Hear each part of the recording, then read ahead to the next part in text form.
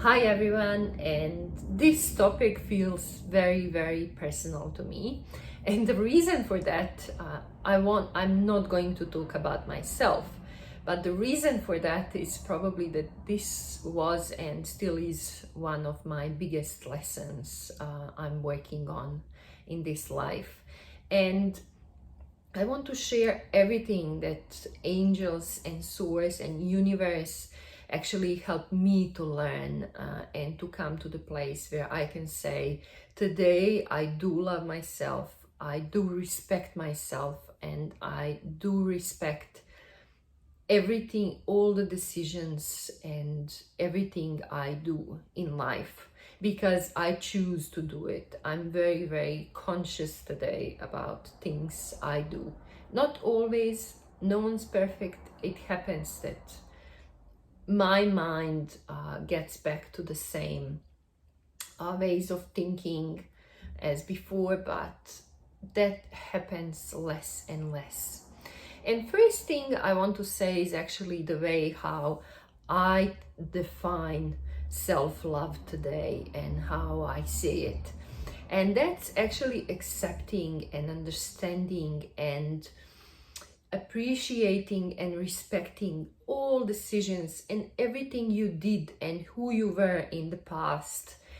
Everything that made you the person you are at the moment, respecting and loving that person, and also consciously creating the person you are going to love in the future, the person you are going to become. And when it comes to that, there are certain ways to work on feeling more love towards yourself. And first of all, I want to say it's a skill. We are all born with it. The thing is, it's just not encouraged enough to develop further feelings for yourself and to be conscious about them. And it doesn't matter at which point in life you are at now, you can still work on this and develop and start feeling love for yourself, because it will have very, very profound effect on everything around you. But most of all, it will have effect on the way how you see the world, in which colors.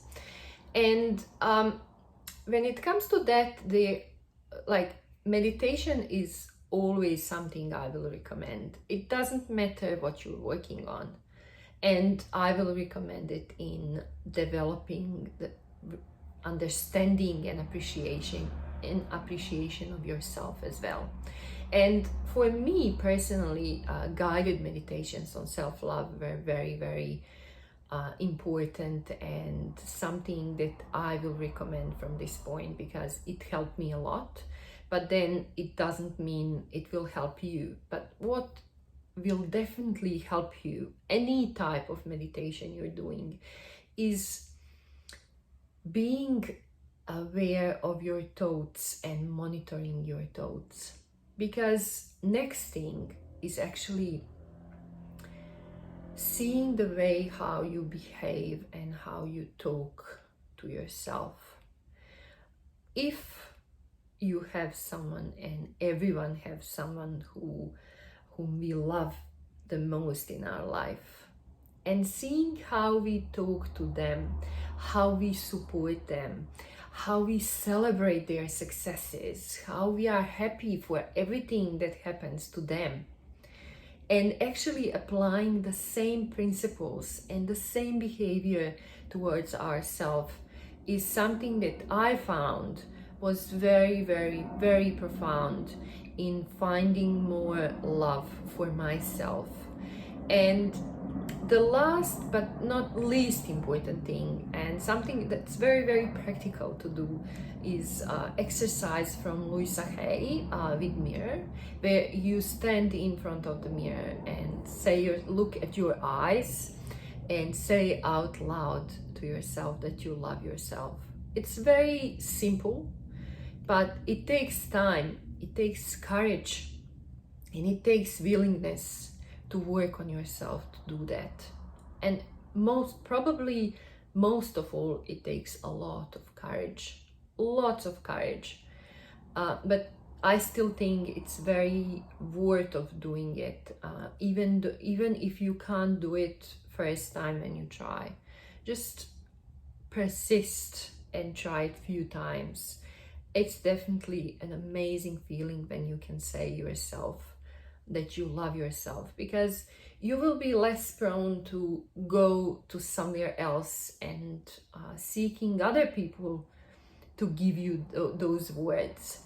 If you already tell them to yourself, you'll be very, very selective actually who is going to tell you that as well.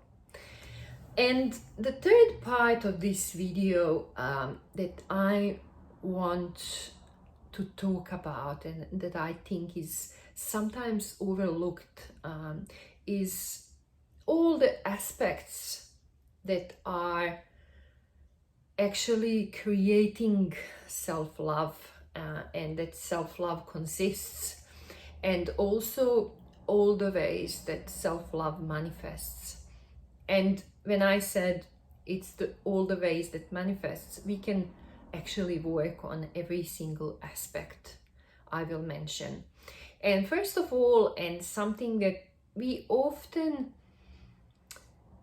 think that self-love is all about, and that's feeling confident and feeling having more self-esteem, and being, sometimes people also mix confidence with being like more extrovert. But if you're naturally a quiet person, you can still be confident, you know.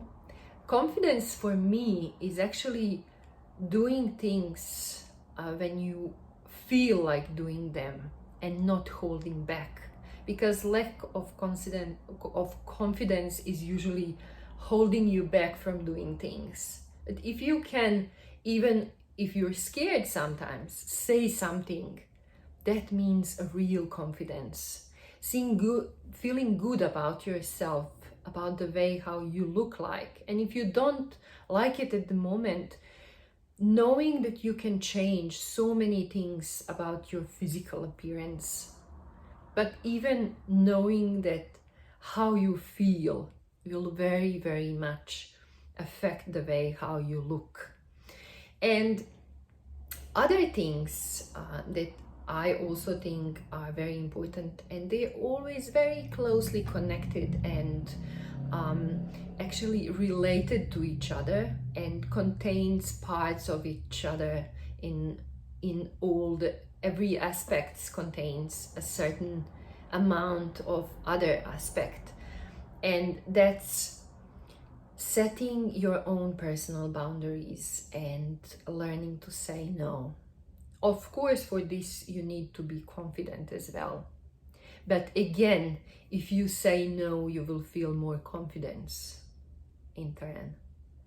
So it's very, very important to start learning how to say no, and start with the small things. Sometimes say no to salt, even though your food doesn't taste great, you know, but just say it for the sake of saying no in the situations where you're the most comfortable with, and with the people you're comfortable with, and then work on getting that in all aspects of your life, and in situations that you were probably wouldn't dare to say it, but it's very, very important and sometimes crucial to say no. Next thing is that, and I feel these two things that I'm going to mention are probably the main pillars in maintaining self-love and deepening it, and that's being authentic and having integrity in life. Those were things that were very, very, very important to me. For example, being authentic, behaving the way I think I should behave, being silly on my way, saying no my way, behaving in general the way I think I should, not how I think other people are expecting me to behave, or things I think other people expecting me to do. And also integrity, aligning your thoughts, your talk, and your actions is very, very important to feel more respect for yourself. Because if you walk that talk, trust me, no one's going to be more proud of you than you're going to be proud of yourself. And knowing that everything you expect from others, you can give yourself already. But what it means, like, you can, if you feel sometimes you need a hug, you can hug yourself. It is more fun and it is more interesting if you're doing it with the other people. But you know, you can give it to yourself and you're not desperate to get it. That's the point. And other things also include your environment. It includes staying away from negativity and deciding that negativity is going out of your life and then doing it actually. And that's going to again take a lot of courage, because you will need to look at your relationships as well and people you are surrounded by. And it's not easy sometimes admit that people around you are not bringing the best out of you. But it's very, very worth looking at those aspects of life, because we want to be surrounded by people who are positive, who talk about ideas, who are excited about life. Because at points where are you weak and you feel like you're a little bit negative, those people you are surrounded by actually can lift you up at those moments and help you stay on that level and on a high vibrations, if you would like. So more of those things is actually more of these things you work on. Some of them will actually just present to you as something you need to work on. You will get to the point where you are going to work on all of them or get all of them. And it's very, very interesting, and I find it ironic as well, because more you love yourself, less you are going to be focused on yourself, and you are going to become more open for other people, and actually you will try to make other people around you feeling good. And ironic about that is actually like result you get from focusing on yourself more, you will focus on other people in turn more as a result of that. And that, I think, it's not just ironic, it's the best thing that actually can happen to you. And it's a very, very powerful tool in staying out of negativity as well. Because if you are sad, if you are depressed, you are actually very, very focused on yourself. You don't see anything else around you.